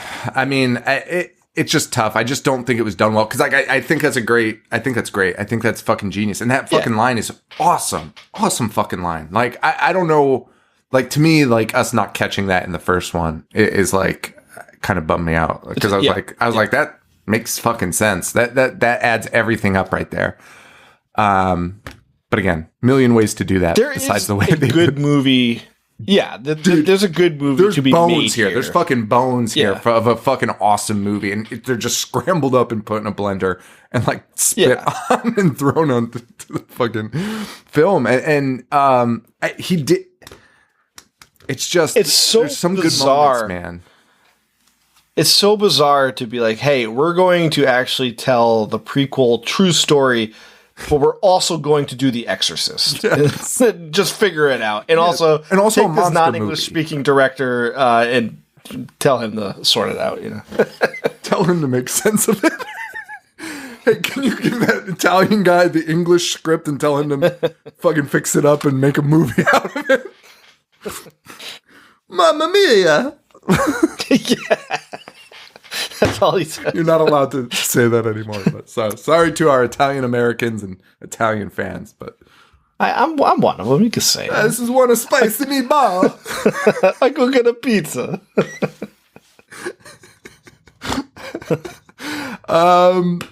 Yeah, and you know what's funny is like as I was watching this, I actually have a note here where I was like, "Is this supposed to be the original murders?" And I didn't think it was until you told me everything. So I was like, "This is kind of weird."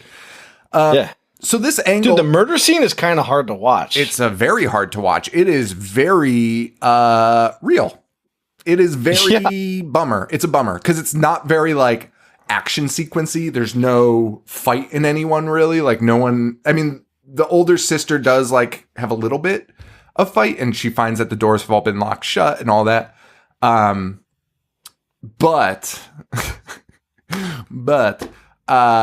no, it's fucking bleak, man. He kills everyone. It's bleak. It's bleak. Not a single person survived. Not a single person survived, much like the real story. The only thing that kind of lightens the mood, and it's not intentional, is that they were using the Elephant Man makeup for his demonic possession. He is turning into... Bro. It's like the same face, man. Yeah. It's the fucking burning. He's fucking Cropsy, man. He's fucking walking around in Cropsy fucking makeup. So they have this brutal ending, and you're like, what a fucking movie. Then you check the fucking timestamp, and you have 45. That's a lot. That's not even an exaggeration. You have 40 fucking minutes left in a movie. Yeah. It's almost half the movie. Yeah. Because the movie is only an hour and 40 minutes. Dude, it's like, you think it's a wrap. And then what's crazy is the next like 3 or 4 scenes seems like that's going to be the end. Like, like the priest confronts him in the jail cell, and he like looks over his shoulder, and he's got like the fucking demon face, and you're like, oh, it's going to freeze frame. Yes. They could have freeze framed so many times, like right after the murders. The priest shows up because he has like a dream, and like he sensed that it happened. So the priest shows up, and the kid is I forget the character's name, but the DeFeo, Sonny, the one that's supposed to be Sonny in the movie, Montelli. That's the fucking name that they went with, Montelli, Sonny Montelli. Right after the murders, he's being handcuffed and taken to the car, and he's just like, I didn't do anything. I don't remember anything. But then like you see like his eyes are possessed. Right. They could have just ended it there. That could have been the freeze frame. And the priest just being like, oh God. That's what I thought. Set up another one. Yeah. And we watched this before, and I was still like, oh, that's the ending. That's the ending. And then I was like, oh no. And then we go into our second movie, The Exorcist, with a court procedural also. We have an investigation.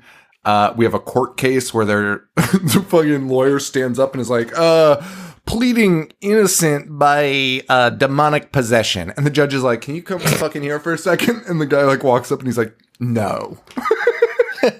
You're going to change that because that's fucking idiotic.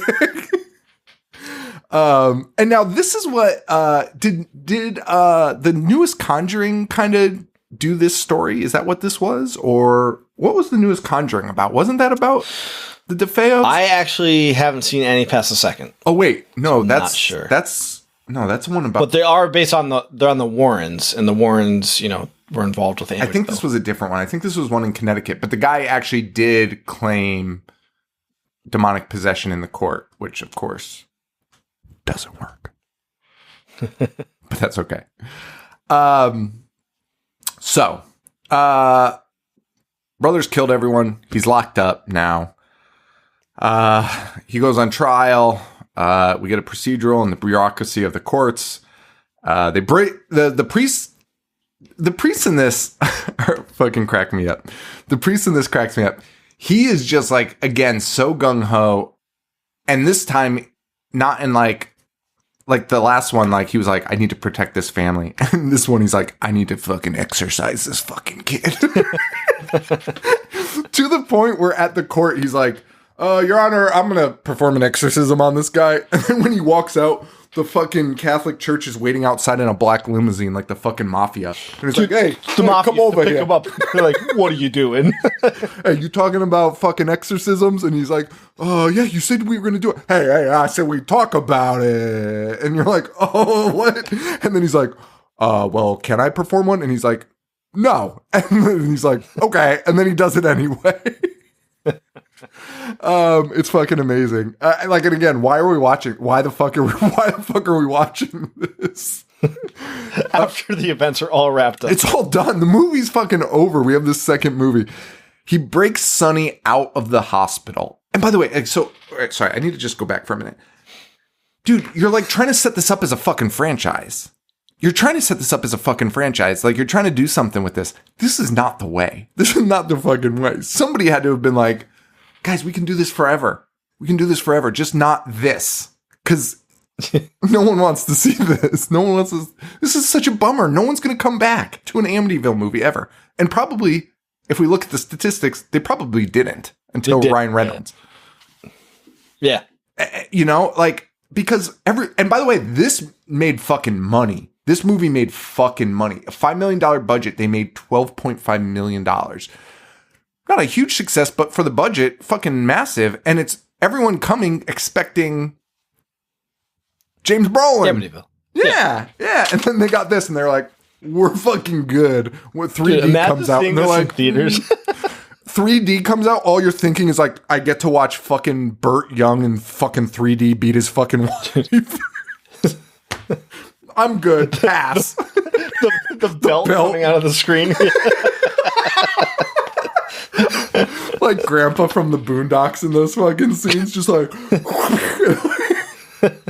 it's so real. The audience is ducking. So, the joke that you made that was so fucking funny, and both of us were like, I was like, this is insane. I was trying to imitate Burt Young's voice, and I ended up doing because at the time I remember I was doing a lot of who's the guy from Silence of the Lamb? Ted Levine. I was doing a lot of Ted Levine shit at the time. It was my bit. It was my thing. And I like had accidentally slipped into Ted Levine while I was talking for Burt Young, and you were like you're doing Ted Levine, and I was like, oh yeah. And then you were like, imagine if Burt Young did the Mangina in this movie to Goodbye Horses. And I was like, dude, listening to it, I fucking laughed out loud. That is the most disgusting, funniest visual I could ever think of in my life. Burt Young doing a Mangina to Goodbye Horses. Just Burt Young. Hey, I'd fuck me. In a fucking robe. Hey, would you fuck me? It's the funniest fucking bit. I was like, what are we doing? And we fucking gloss over it. Instead we're like, why are we recording tonight? Funniest shit I've ever heard in my life. Oh, thank you. That's so stupid. This is the funniest thing dude, you could, for some reason, the visual, you can picture Burt Young doing it. I don't know why. I don't know why. Right now. Yeah. Clear as day. It's so unfortunate. I can even see what scene I would put it. Dude, it would be where because the wife's like, all he wants is sex. Like, I want to save myself. Dude, he'd be doing it in the bedroom after not getting sex from his wife. 100%. I was picturing the exact same moment. Oh my God. So the priest breaks out Sonny from the hospital because he's like, I need to perform this exorcism. Right? Brings him back to the house. Committing a fucking felony for this. Multiple at this point. Entering a crime scene, fucking breaking and entering, fucking stealing, kidnapping. He brings him back to the house, to the Amityville house. Yeah, I think so. Yeah, no, he definitely. That's fucking insane. He definitely does because it blows up. Yeah, it blows up. But right, it's also still standing. Exactly. And everyone's still inside. And walks out successfully. And the house is completely fine. Yeah. So he brings him back to the house again, which, like you said, why? Just perform the exorcism. You could probably perform the exorcism in the hospital if you wanted. You 100% can. Just tell the staff, like, I was sent here to do like a rite, a sacred rite. Right. Give us some give us some privacy. This is breaking him out. Dude, the priest is literally carrying him like he's wounded on his fucking shoulder. Fucking insane. Off like what do they call them? The like fire escapes in New York City. Like walking them down though would have been so loud. The whole hospital would have been like, who's walking on the fire escape? It was just like clank, clank. And then he starts performing the exorcism, and then again, taking away any likability in any of these characters. Because if there was one guy that just had it together, it was the fucking priest. And then fucking Sonny turns into a young girl, a young woman, an underage woman, who looks the priest in the eye and is like, I forget exactly what she says, but she's basically like, remember when you fucking fucked me, basically. No, it's his sister. And she's like, remember when I confessed to you? You had that's fantasies. What it is? Oh, I thought it was just, I didn't realize it was the sister. Are you sure it's the sister? I'm pretty sure, because she's like, remember when I confessed to you about what I did? Admit it. You fucked. You wanted to fuck. Just admit it. Oh, fuck. Well, okay. I thought it looked way different than her. She had way more makeup on than she usually did. Yeah, it was weird. Like she almost looked like a goth girl. Like that's a weird thing to say, but like it looked like goth makeup, right? Like I don't know. Like I thought she had black hair. I'm also colorblind, so just everyone. I mean, she's also dead. So they probably did something to make her look different. Yeah, that's true. That's true. All right. Well. Okay. So I take that back.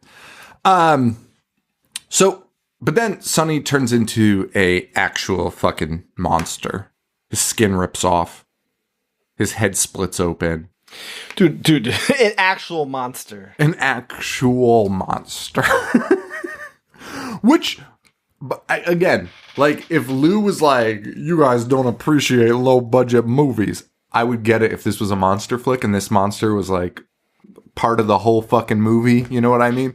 Throwing this in at the end and being like, what a low budget fucking slasher this is. Hey, dickhead, I just had to watch 40 minutes of priests and cops talking after the movie ended. Motherfucker. Anyway, Sonny turns into a monster. House explodes. No one's affected, including Sonny, even though Sonny also exploded. Because he had a monster. Dude, Sonny is dead as fuck, dude. Sonny's dead as fuck, but walks out in 3 minutes, FYI. Being like, what happened? His head splits open in like 8 pieces. Open, and there's like a smaller head in it. It's like he's like a xenomorph. Fucking insane. And it ends with this incestual rapist, Sonny, being led to a car where he's like, what have I done? And everyone being like, don't worry, kid, we'll get you out of this. And you're like, why? Why? Everything about this sucks. Like, I hate this kid. This kid sucks. He killed his whole family. He killed 2 children and had an incestual relationship before he became a demon. Yes. Fuck this kid. And everyone's like, don't worry, kid, we'll get you out of this. We'll figure it out. We'll figure out a way. Dude, Sean, even before this, right after the murders, there's a cop who's like, relax, guy, we'll get you through this. We'll take good care of you. Like, what are you doing? What are you doing? Also probably fucking accurate, which is fucking insane. Small town New York, bro. Like, hey, Sonny, hey. We know you're a fucking good kid. Keep your head up. Listen, you and I follow enough hardcore bands to understand that you just fucking gloss over this shit. Yeah. He's always been a good dude for the last 40 years, and I know he punched his girlfriend in the face, and there's evidence, but hey. Hardcore. New York hardcore, stick together. Yeah. And that's the end. That's the end of it. Yeah. Gets carted away back to prison, very remorseful, very sad, and hopefully going to jail for the rest of his life. Yeah, which in real life, he died in prison. Did he really? He did. Yeah, thank God. You agreed? Well, one thing on this show you'll never find is people glamorizing any sort of criminal activity. We're pretty much against that shit. Never like, hey, wait, but he might have been possessed. Well, there you have it. Amityville 1 and 2. This is a big episode, hour 46 minutes. Yeah. But we skipped our bonus, so it's good. And it's our 300th episode, man. 300. Congratulations. 300. So glad we're back. Congratulations, Joe. I appreciate everything. I appreciate you dealing with me. You know, I talk to people about the show, and I tell them basically about the time I just ended it super abruptly. And like, I'm always like, poor fucking Joe. Like, I just like one day was like, I'm not doing it. And like, you were just like, oh, whoa, okay. Like, I was fine. I'm happy. And everyone's reaction is like, are you fucking serious? And I'm like, I don't know. Like, I just had a mental break. I don't know what to tell you. Like, I just like broke. Like, my brain just broke. And in looking back on episode 81, listening to it, I am not me in those episodes for sure. Like, I'm trying to be I'm trying to be something else.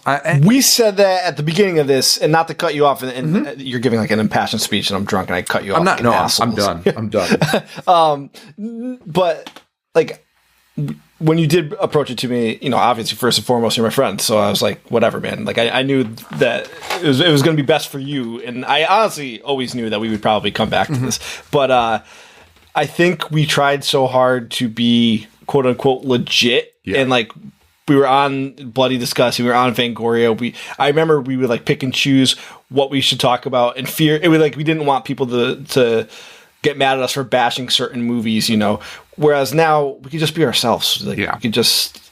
I think at that time that we quit, you know, it was just a burnout of just trying to be something. Right. Yeah. I guess that's a good point, and I think that's why we're like finally learning, like that. That's, you know, how we're like, why didn't we do all these good movies? That was the reason, right? Like you pointed it out. You just figured it out. The reason was we didn't want to piss anyone off. Like because our gimmick was like being grumpy or whatever it was, or like critical of these movies and making jokes, and we didn't want to like piss people off. So we were like, let's not do Amityville Horror. We'll do Amityville Horror 2.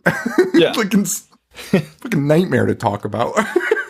It's funny because I still love being furious. Like I love watching movies that piss me off, but for some reason I'm like, you know what? I think I like this. Like now, that's the way it's supposed to be. That was always the thing. Was like we watch them, but we watch them because we like them, right? Like.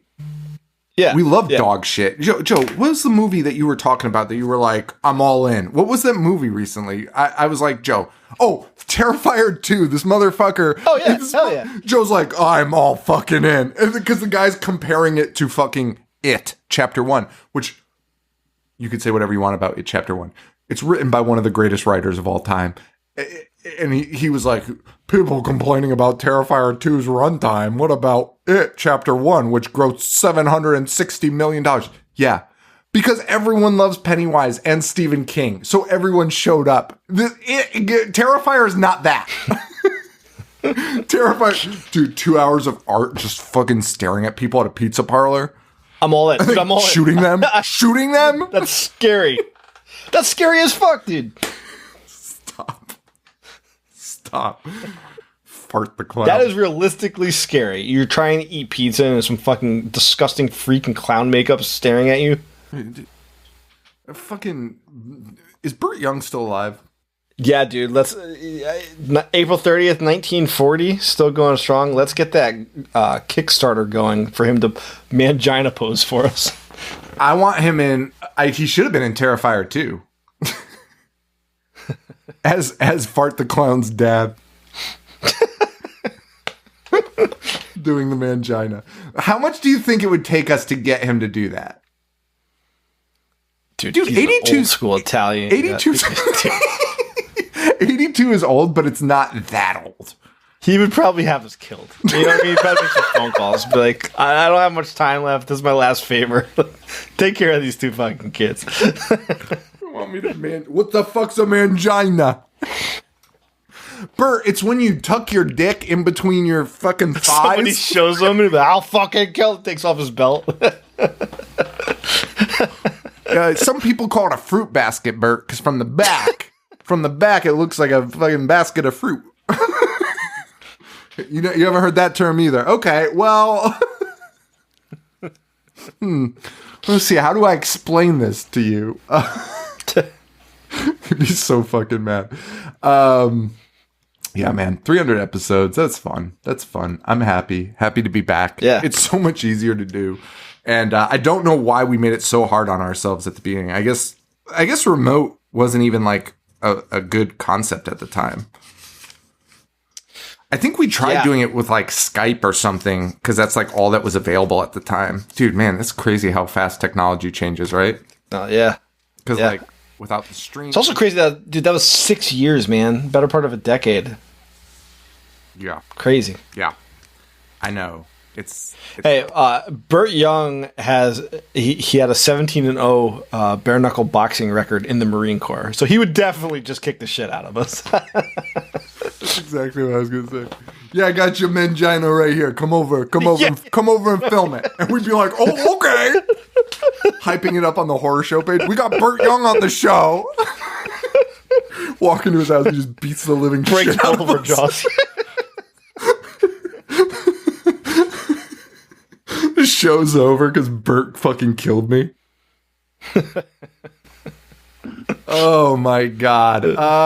Guys, thank you all so much. Thanks for supporting us for all these fucking years. Thanks for all of you that like stuck around randomly through that period where, you know, we didn't know if we were coming back, and for some reason you all just kept checking every day to say, hey, maybe they'll be back today. I can't tell you how much I appreciate that. That's one of the craziest things ever was when we came back and like I think we launched a design like pretty early when we came back, like the design, the shirt design, and like people ordered it as soon as I put it up. Like they were just refreshing our site. I didn't make an announcement Just about waiting. it. Yeah. Fuck, man. Like Alibaba, man. Y'all are just fucking incredible. And it's insane that we have listeners like you guys. And For sure. it's so fucking cool. Completely agree. It's so fucking cool. Yeah. So thank you all. Really appreciate it. And, you know, you keep us going and come check us out if you can in Chicago. Again, September 16th? 16th, Friday. And we'll be on ABC 7 in Chicago on the 15th, promoting Excited. Thursday, promoting the episode. There's a chance Joe talks Talk about about Operation High Jump. randomly Screaming about flying saucers that were created by the Nazis. wearing a fucking tinfoil hat and being like, do you think the Nazis were aliens or there's an underground race? The guy will be like, we gotta go. Good morning, Chicago. But seriously, I'm very excited for this. No, it'll be really fun. And it's close enough. We have Philly in November. So if you can't make it to Chicago, if you're not in there, you know, I saw actually a bunch of messages come through where people were like, I hope they're coming back to Philly. We are coming back to Philly. Yeah, we are coming back, baby. We'll be there in November for Monster Mania. So please come out to that too. And we'll hang out, maybe get a live show there. That would be kind of cool. I got to do that. Actually put that on my list of shit to do. I meant to tell you yesterday, Kyle, who we met last year, he has some ins at some venues that might be good for us. I had asked him about that last year too. So, I got to talk to him. So as usual, we just end the show with us doing work, planning.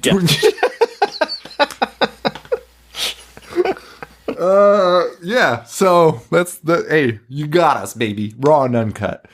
Thank you all so much. What are we doing for the rest of the month? What are we doing next week? We have one Amityville 3D. Yeah, clearly, right? This could be a nightmare. Yep, done. Sold. Joe, there's like 15 fucking Amityvilles. Like, didn't we do it? You sent me like the press release for Amityville Thanksgiving or whatever the fuck it's called. And it was like the 18th installment of the Amityville. What are you saying? And I don't know how they get these rights to use. I think they just all use the word Amityville. It's not a series by any means, I don't think. I don't think there's any one person controlling this. Yeah, there can't be. I think you're just allowed to say Amityville because it's a fucking city. That town, dude, should we go to Amityville? Should we do a live show in Amityville? Yes. And interview residents who are like, what a fucking nightmare. It started with fucking Jaws, and then these fucking movies started off. I fucking hate it. It sucks. I hate you. I hate all of you horror fans. Ruin our life here. There's 22 Amityville movies. That's unfucking real. That is unreal. Damn. So, okay, cool. So, yeah, let's do Amityville 3. I've never seen it. I haven't either. The most absurd cover for an Amityville movie. It is like a fucking it's like a chicken. Dude, yeah, it's like a chicken claw. Fucking ridiculous. I fucking hate everything about this. I fucking hate everything about the Amityville series. And it has nothing to do with 1 or 2. They fucking wrote both of them off. And instead they're back to the DeFeos and they're like, and an alien, I guess. I don't know. Fucking what the fuck? I'm excited. I just got so excited. What? Meg Ryan and Lori Loughlin are in it. Get the fuck out of here.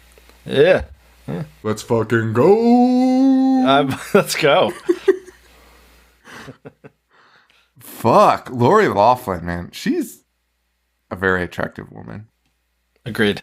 Remember when everyone was like poo-pooing her because she like paid to get her kid into college? Yeah, man. If I had the money, I would fucking do that.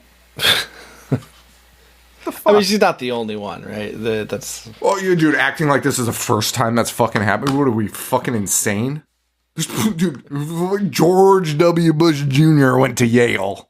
You're the way that guy talks. The guy fucking hasn't read a book in his fucking life. Fucking kidding me? We're talking about Lori Loughlin getting her kid into USC job party school. Like, stop it. Fuck. Dude, and everyone that they busted on that was like, their kids probably could have gotten in anyway. Like, yeah, I know. Okay, we're going to get politically charged here, guys. Should do an episode on the skulls. Speaking of George W. And his roommate, Lloyd Kaufman. Lloyd? They took a bath together. Dude, I can't believe we're still talking on this episode. But Lloyd said that so like convincingly and like without thought that I honestly it might be true. I agree. Because why would you, like, what why can you would tell that me be on about the tip of your time? tongue? And he was like, well, you know, it was the first thing he blurted out. What? And then I was even like, wait, what? And he was like, yeah.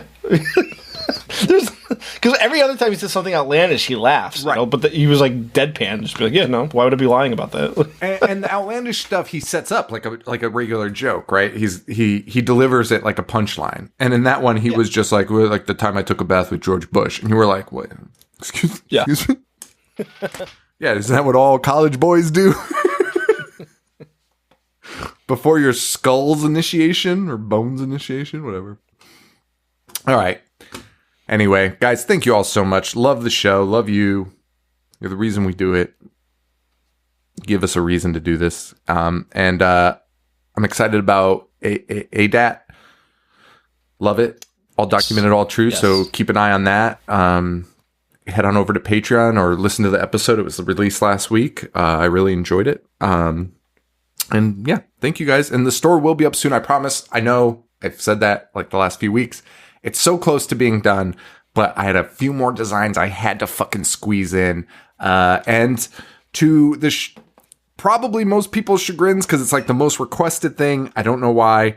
A You Piece of Shit shirt will be released with the store. So it won't be just old designs. We will have a new design. A You Piece of Shit shirt design. By what do you remember? I forget her Instagram handle for her account. She uses tangerines. It's Jessie Jones, but she has an account that Jessica.Jones.Designs. Designs plural. She is a artist doing wonderful stuff. And she just kind of did this on a whim just to be like, oh, I love this podcast. So she did the art. And I was like, hey, I'm going to pay you for that, girl. And we set it up. And it's going to be on a shirt. It was so good. Everyone loved it. So you will see that on our store launching very soon. We'll get that up and running. I promise. I'm trying. So with that, we'll see you next week. Amityville 3D. God damn it. And for Joe, this is Sean. Stay weird. Fuck Lose the Lotto and anyone who loves them. Fuck Lose the Lotto. Adios. I dissect movies all fucking day. I wanna play. I'm gonna watch what I'm not supposed to watch. A fucking zombie getting sliced and diced. The monster.